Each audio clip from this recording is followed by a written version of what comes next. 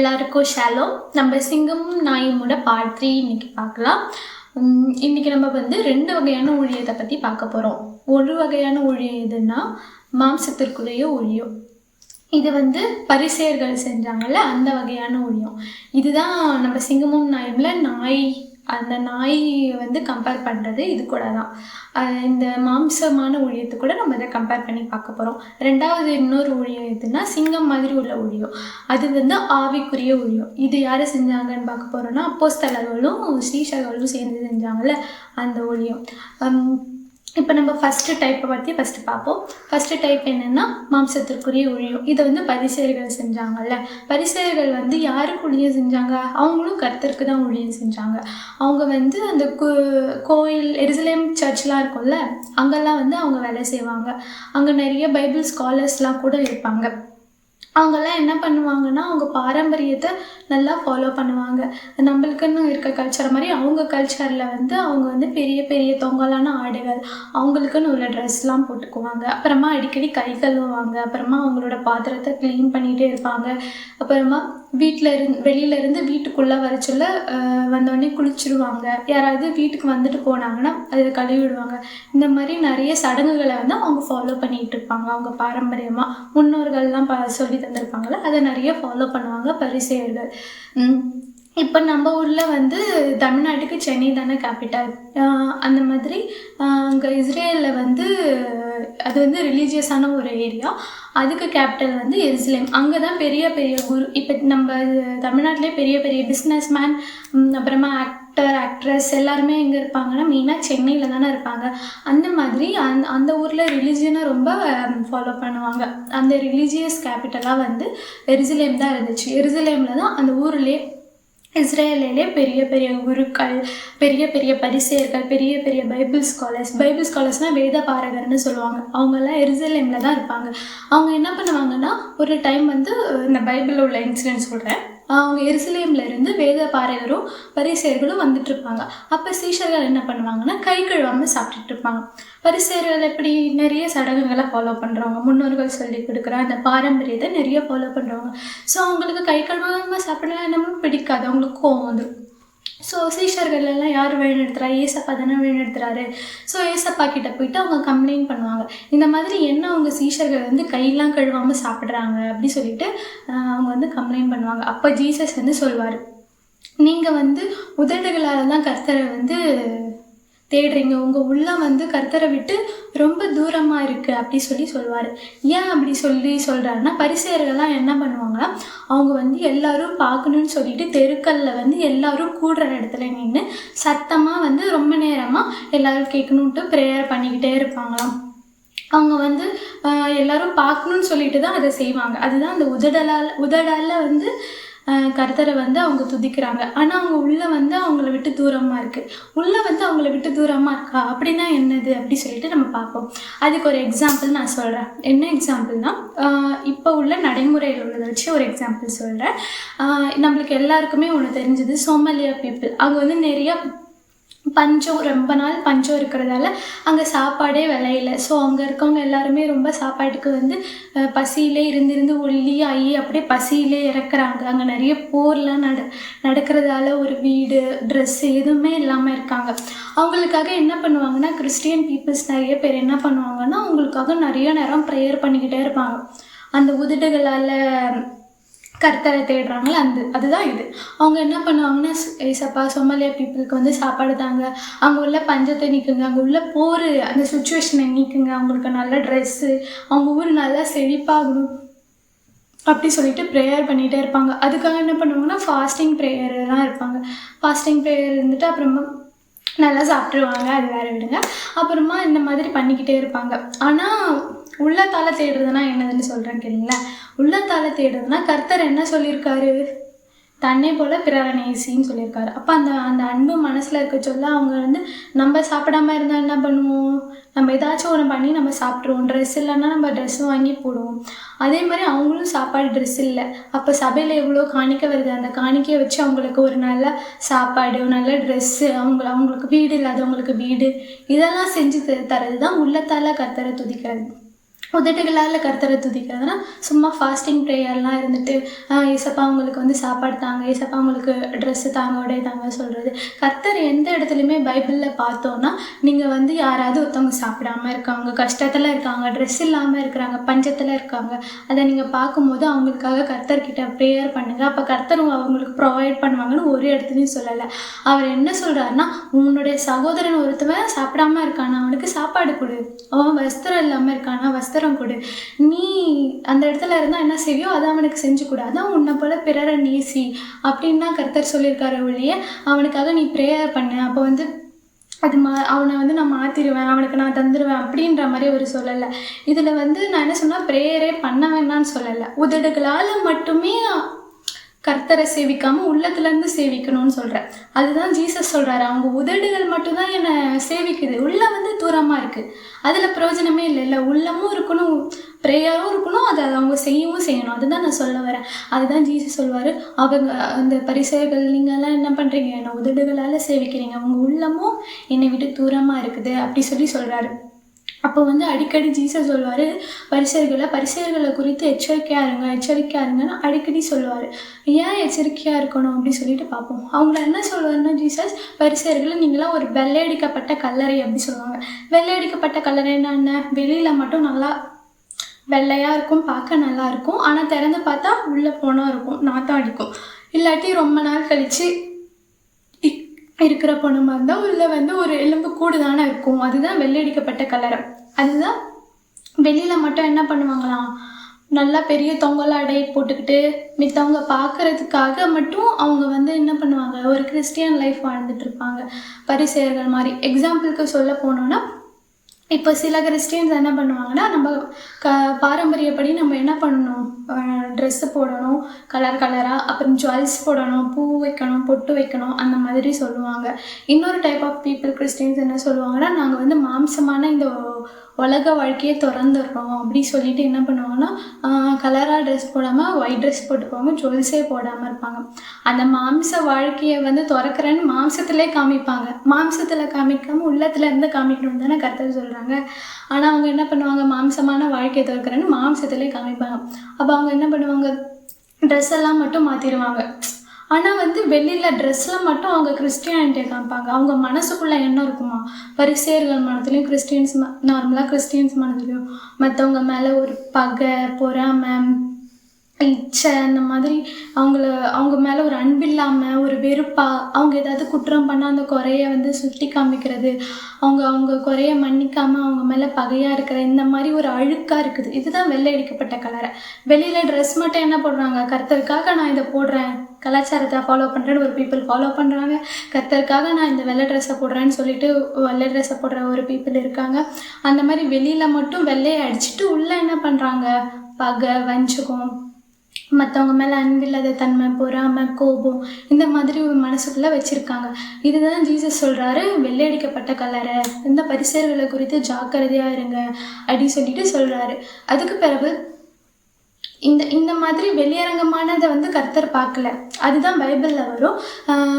மனுஷனும் வந்து வெளியில் பார்க்குறாரு, கர்த்தர் வந்து உள்ளத்தை பார்க்குறாரு, உள்ளத்தை ஆராய்ஞ்சு அறிஞ்சு நம்மளை வந்து கர்த்தர் வந்து நம்மளுக்கு ஏற்றது தருவார் அப்படி சொல்லிட்டு பைபிளில் வரும். இப்போ எக்ஸாம்பிளுக்காக உங்களுக்கு புரிகிற மாதிரி ஒன்று சொல்கிறேன். ஒரு 2 ட்ரீ இருக்குதுன்னு வச்சுக்கோங்களேன். ஒரு ட்ரீ வந்து நிறைய பூக்களால் நல்லா அழகாக ப்ளாசம் ஆகி சூப்பராக கலர்ஃபுல்லாக இருக்குதுன்னு வச்சுக்கோங்களேன். அது ஒரு ட்ரீ இருக்குது. இன்னொரு ட்ரீ இருக்குது, அந்த ட்ரீயில் வந்து நிறைய பூவே இல்லாமல் பார்க்க கொஞ்சம் பூ இல்லைன்னா நார்மலாக க்ரீனியாக தானே இருக்கும், அந்த மாதிரி ஒரு ட்ரீ இருக்குது. இந்த அளவுக்கு அழகாக இருக்காது, இல்லை பூ இருக்கிற அளவுக்கு பூ இல்லாத ட்ரீ அழகாக இருக்காது. ஸோ பூவோட ஒரு ட்ரீ ரொம்ப அழகாக இருக்குது, ஒரு ட்ரீயில் வந்து பூ இல்லாமல் நார்மலாக இருக்குது.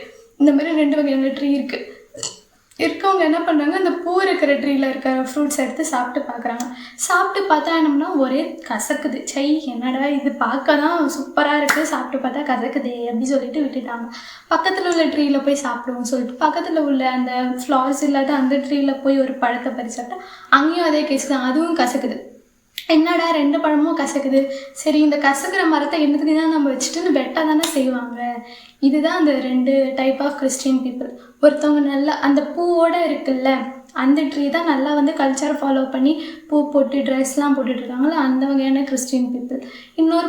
இன்னொரு ட்ரீ வந்து பூவே இல்லாமல் நார்மலாக இருக்குல்ல, அது வந்து உலக வாழ்க்கையை திறக்கிறேன்னு சொல்லிட்டு ஒயிட் ட்ரெஸ் போட்டுட்டு ஜுவல்ஸ்லாம் போடாமல் இருக்குது அந்த ரெண்டு ட்ரீயுமே வந்து மக்கள் வந்து எப்போவுமே என்ன பண்ணுவாங்க, ட்ரீயை வந்து வெளியில் பார்த்தா ஜட்ஜ் பண்ணுவாங்க, அதில் உள்ள ஃப்ரூட்டை சாப்பிட்டு தானே ஜட்ஜ் பண்ணுவாங்க.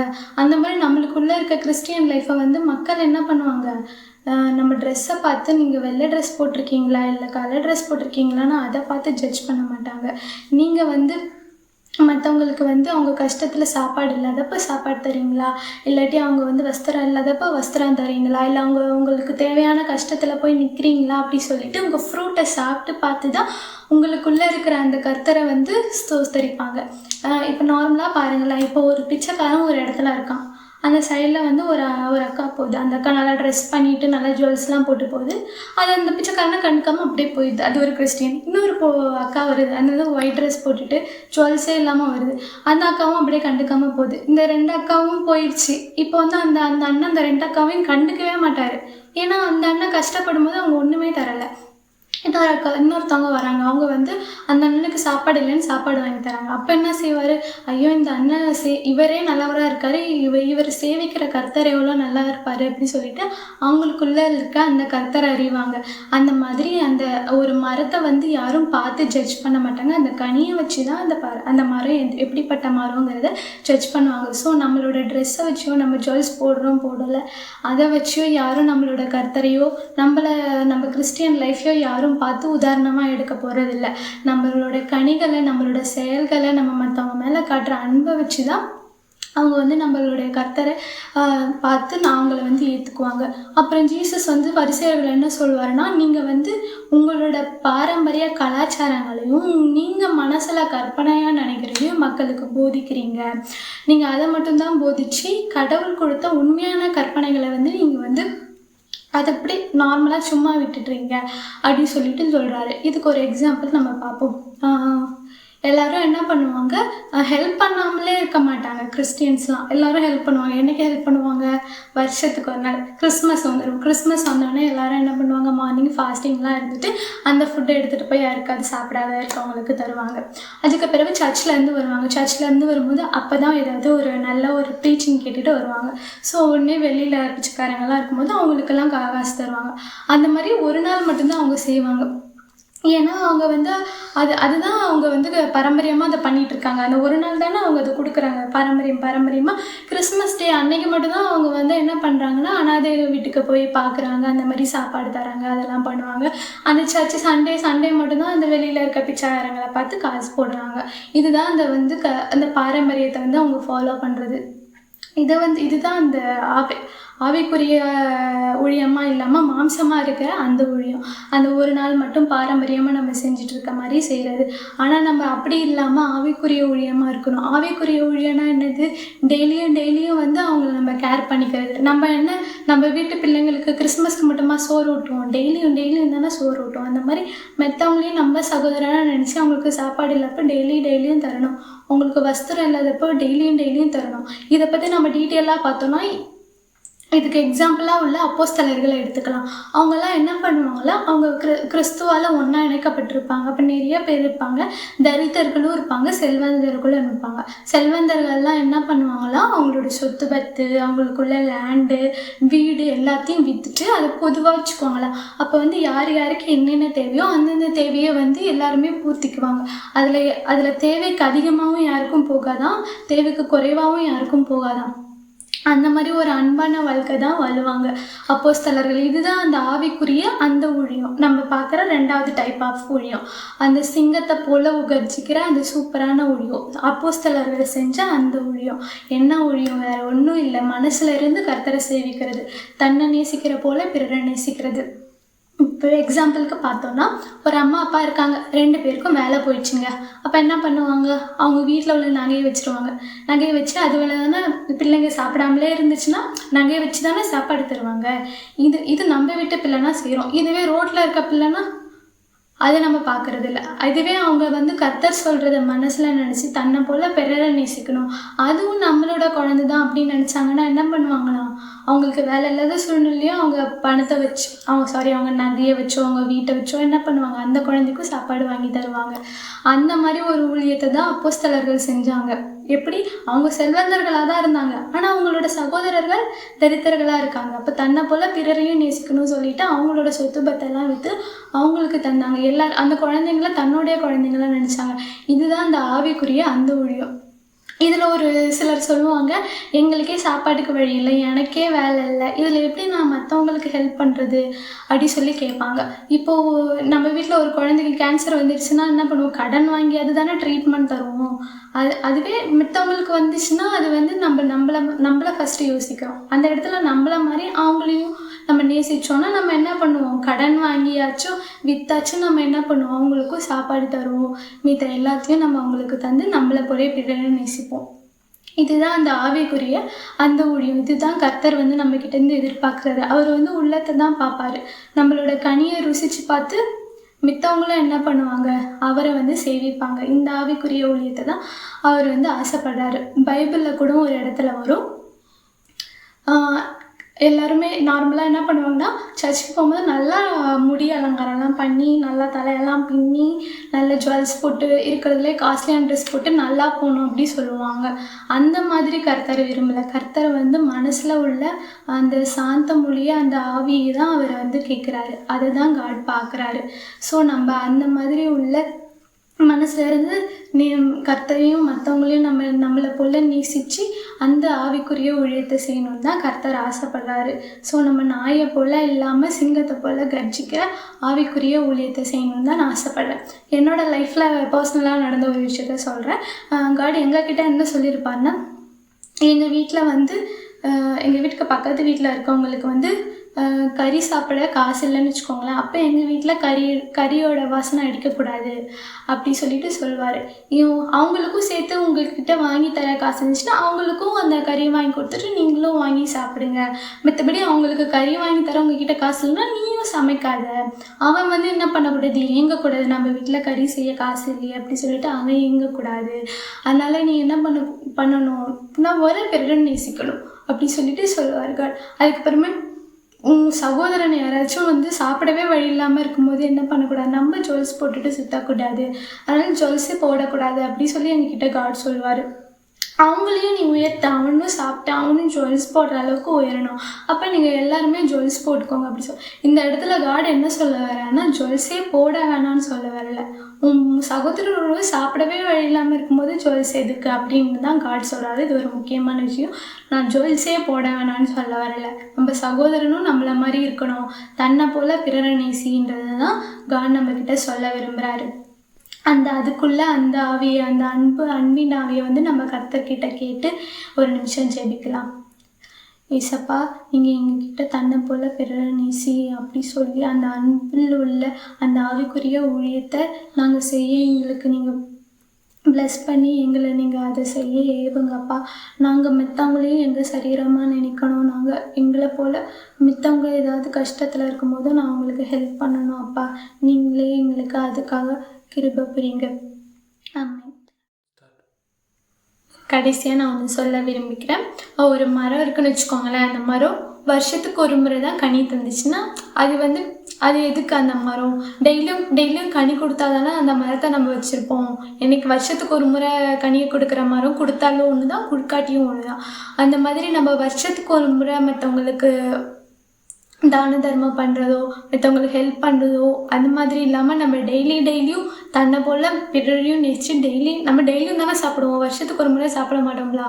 அந்த மாதிரி மற்றவங்களும் டெய்லி சாப்பிடணுன்னு தன்னை போல் பிறரை நினச்சி அவங்களுக்கு டெய்லி சாப்பாடு வஸ்திரம்னு அவங்கள நம்மள மாதிரி பார்த்துக்கணும். இந்த மாதிரி ஒரு ஊழியத்தை தான் கர்த்தர் வந்து விரும்புகிறாரு. ஓகே, நம்ம நெக்ஸ்ட் வீடியோவில் பார்க்கலாம். பாய்.